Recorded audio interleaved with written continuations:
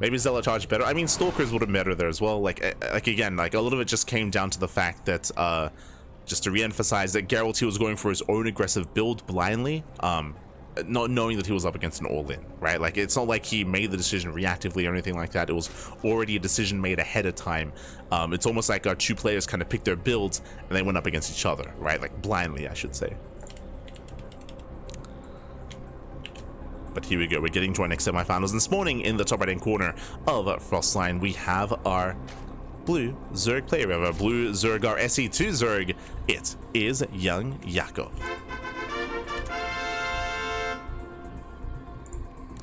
And spawning in the bottom left-hand corner, we have his opponent. We have the red Terran player, with the red Terran himself, the Brood War Terran representing Shopify Rebellion. It is ByuN from South Korea. And if you haven't seen ByuN play this before, then we can all make the assumption initially, is ByuN going to go 3 Raxes into Stim, into a 3x Stim timing? The answer to that is probably yes. He's going CC first though, so a very greedy start out of ByuN, and we'll see if we throw down additional Raxes and if we commit into that Stim timing. Meanwhile, YoungYakov back at home going Hatch, Gas, Pool, Standard Opener out of YoungYakov. And yep, there we go, extra Raxes. So it is going to be that same build. It's going to be that Stim timing from ByuN. Again, it has been very trendy. This is also the reason why it's been nerfed. I would say that it's just been, I say very trendy, it's just very, very, very common to see 3-rack Stim. We even saw it from Dark earlier. And it has just been everything that ByuN does. I mean, it works well. It's a solid build. And many a player have attempted and failed to defend against it. We'll see if YoungYakov can keep up. We'll see if he's familiar. But now just droning. For now, he's droning. Likewise, ByuN, he will soon start his academy behind this. Now taking a second gas geyser, of course.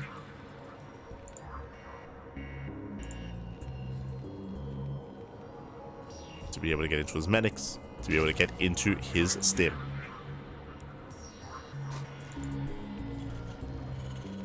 Now, ByuN is playing blind. For all he knows, it could be like a roach all-in coming his way. YoungYakov is playing standard, thankfully for ByuN. Make Hydra's great again. True, true. Ah, no. There's the academy.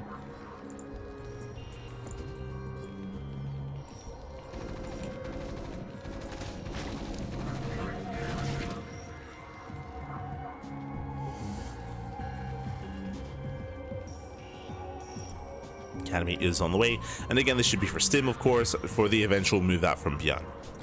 YoungYakov back at home. He is somewhat aware. He is aware of the bunker, of course, of the marine production. We do have a very safe follow-up here out of YoungYakov going for the Roach Warren. I do like this for the Zerg player. We can see ByuN is now incorporating Fire Bats, and we have seen many a Zerg going Ling Hydra struggle and fail to defend against this, but going into Roaches is a very safe way to play. Very safe. As Roaches, they're going to be more robust, they have kiting potential as well, but it comes down to the execution. As the initial Fire Bat has arrived. Oh, let's go. Look, he's so tanky. Bio army is building up. We have Roach production beginning. This initial Overlord should scout the move out. Speaking of, here it comes. And YoungYakov, he knows. Now he knows, he sees medics, he sees the Fire Bat, sees the Bio.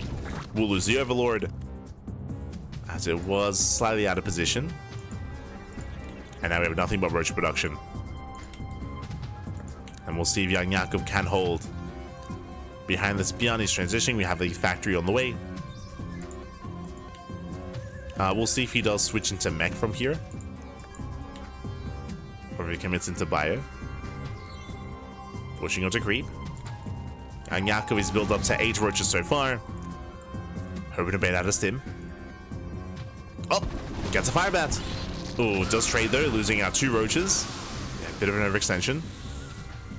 But does snipe the Fire Bat, pulls back, pulls away, and now he's droning. Now he's droning up his third base. YoungYakov, he had to cut workers early on to pull off that defense, but YoungYakov does hold. Now, what is important? Yes, YoungYakov holds. Yes, we get into a longer game, but ByuN did preserve the army. What did he lose? 1 firebat, 2 marines. ByuN didn't really lose much here, so he preserves his army to build up towards a later timing. This time with +1, this time with range. So we have our bio upgrades on the way. We have extra racks getting into a 5-rack setup, 5 racks getting into tank production as well to support. ByuN is still being active. YoungYakov is not out of the woods yet. YoungYakov is still in the thick of it. Making a couple of Ravagers, still trying to saturate his bases. ByuN still has map control. Yakov, he doesn't want to get caught out like this though. He runs into the army, and ByuN slims in. Yeah, a lot of roaches going to be going down. Getting up to 2, 3, 4 roaches. Getting up to 5. A lot of losses here for YoungYakov. The bio army slims in, and again, Yakov will go caught off of creep. So much more efficient trade here from ByuN. As he trades out minerals for gas. That was 7 marines for 9 roaches. So heavily in favor of ByuN. And Yakov, he's in trouble. He's in trouble here. He has to replenish all those roaches, which is expensive. Respread all that creep. Now taking gases.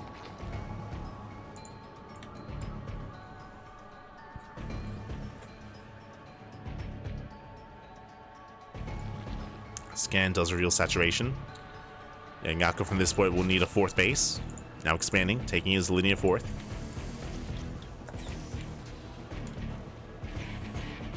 So we are getting to a longer game state. Science facility on the way. From here we can start working towards science vessels. Or even start working towards ghost production. Keep an eye on ByuN. Catching out more overlords. Denying vision. And ByuN is expanding, and for the first time we're actually seeing ByuN in a longer game. Like ByuN's games so far here this broadcast, and even in the previous KungFu Cup, have been very short games. But YoungYakov, he does pose enough of a threat. He does force him into the mid game. Let's go.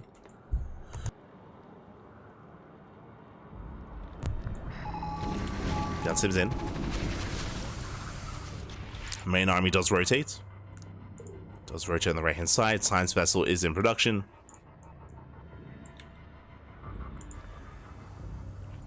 Oh. Yakov, he's still keeping up. But he does miss the main army, just now spotting it. Getting in position. Can he buy the first tank? He can!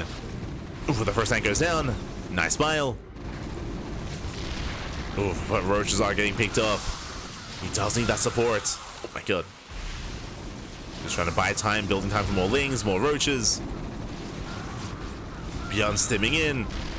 And there's just not much to stop him, not much to slow him down. There's no Ling Bane, just Roach Ravager.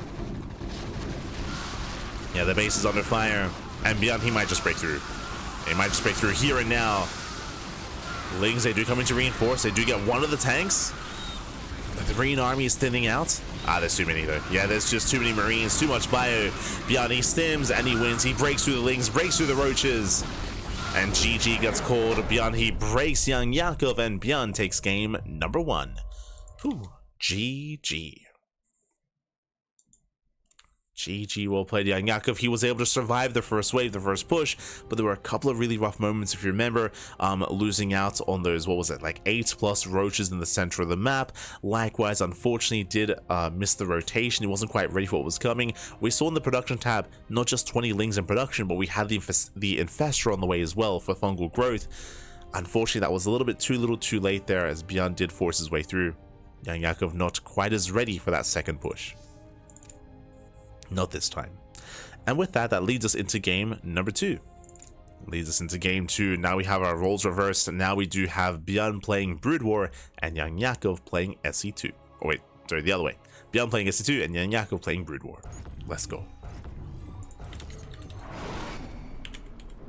And spawning in the top right hand corner of Sylphid, we have our South Korean Terran player, the Blue Terran, leading the series 1-0. For Shopify, it is ByuN. And spawning in the bottom left-hand corner, we have his opponent. We have the Brood War Zerg player down in the series. We'll see if he can recover. We'll see if he can force the ace match. It is YoungYakov. We go. As a reminder, for some context, Dark is waiting for the winner of this series in the next round. Dark is waiting for either ByuN or Yakov in those finals.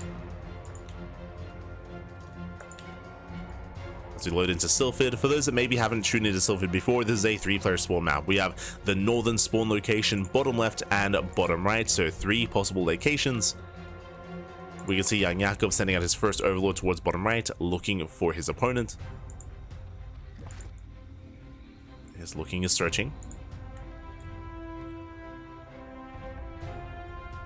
Likewise is going to be opening up hatch gas pool. You can already see the contrast. As a reminder, what did Dark go for? He went for, what was that, like triple hatch before gas? it was hatchery, macro hatch, followed by a gas pool into another hatchery. Like, it was just crazy greed out of Dark against Geralt.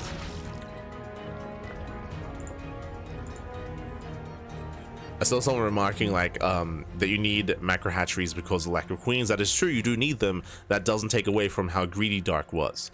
As you can see here, this is a much more standard opener out of YoungYakov. He does go for the macro hatchery, but again, this is after the gas and pool. So this is more standard. Just for comparison's sake. Meanwhile, we do see ByuN opening up with his initial 3-racks. This is going to be a 3-rack stim timing. This is a bit of a different build here, but still very much so viable in this matchup. This was very trendy and very common 1-2 years ago in TVP. Against Zerg, less common, but we do see this as a variation from 2-racks Reaper out of ByuN, but this is just straight up Mass Marine. Mass Marine into his initial move out. Into his stim timing. I believe typically ByuN's plan here is to move out without the factory, without the starport, without medevacs, to build up his marines and go with stim. This is usually what we expect. As the overlord does dip in, ByuN has been found. There's that tech lab for stim.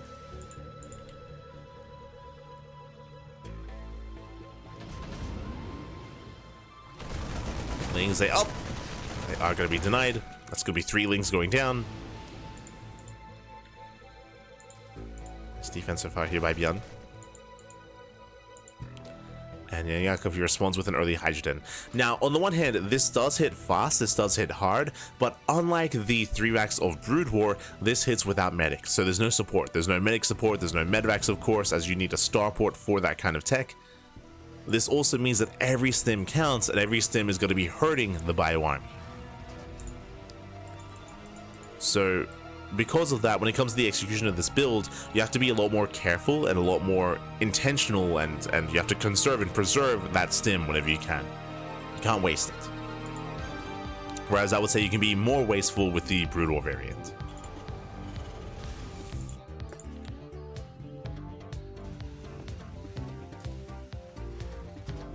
So now, we are still building up. Hydrogen is done. Ooh, we are... Was he going to try to throw down a lurker den? Was that what that was? Lair is on the way. We can see YoungYakov. He's actually headed towards lurker tech, I believe. But this feels a little bit greedy here. Right now, YoungYakov doesn't really have much of an army. Doesn't really have much of a map presence. Here comes the Marines. They get spotted. And YoungYakov, he has 0 units. Going for a ninja base? Oh my god. Drone is on patrol, does expand towards his opponent, does take the northern third. Hydras are amassing. Sunken Coney's on the way, that's going to be a big part of the defense. But I'll be honest, I'm not too convinced by this. We'll see. It's only 1 Sunken Coney. You can see, yeah, we're rushing into lurker tech. The second Hydrogen. God damn it. Rushing into lunkers, but the lunkers aren't ready. They just began. Marines are moving in. The colony will finish, but the colony is exposed. Yeah, he doesn't stim. Okay, we're holding. Oh god. Yakov does overextend. Getting caught out. 2 Hydras go down. But Yakov holds. Whew. Okay, Yakov, he does hold on, he does force back those Marines, and we are getting ready not just for rushing into lurkers, we are rushing into, I believe, Overlord. Trouble Lords? No, never mind. Was cancelled. Okay. Drop Lord tech was cancelled, but the Lunkers are coming online insanely quickly as well. Like, this is the army. A handful of Hydras, one Ling. And the Lunkers are going to be morphing in. Also, YoungYakov did take the ninja base. He does go for the ninja. There we go. 4 lurkers morphing in. Sorry, ByuN is unaware. ByuN is in the dark. Does find the ninja base. But he doesn't know how fast the lair was. He doesn't know how quickly these lurkers are morphing in until now. He scans. He knows. Does scan, does realize what's going on.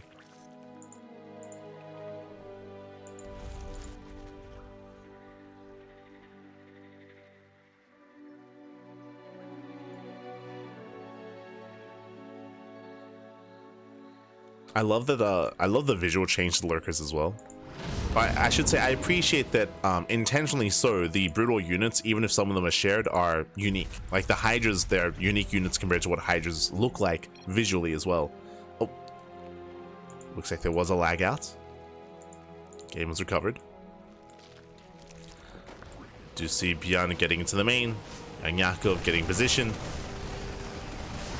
Lurkers will borrow in, but the first lurker gets targeted down. Nice big up. He gets one. Takes down one lurker. Takes down the second lurker as well. Takes down the third. And lurkers that get picked off. Nice snipes here from ByuN.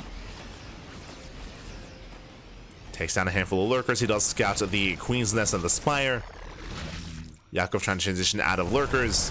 Another lurker goes down. Brutal pickoffs. And YoungYakov is being pulled apart. He has nothing to defend. The base is exposed, and ByuN, he's pulling YoungYakov apart. Again, YoungYakov, he lost too many lurkers here. Now he can't defend with the bare minimum, and now he will lose the mineral line. 13 drones falling, the hatchery as well. Likewise, bottom right is also going to be going down. And I was hoping to embrace a longer game, but we're not getting there. We're not getting there. Every lurker gets picked off. Massive snipes. For those that are curious, lurkers, the brutal lurkers, I would say, are weaker than the SE2 lurkers. They're more fragile, more vulnerable. They have less range, but they're also cheaper. Like, that's also why, right? There's a reason as to why they are as the way they are. But alas, ByuN, who will break through the defensive line, takes down all the Hydras, and ByuN will snowball out of control. GG gets called. ByuN, he will take the series 2-0. Will advance on to the grand finals. GG. GG, well played.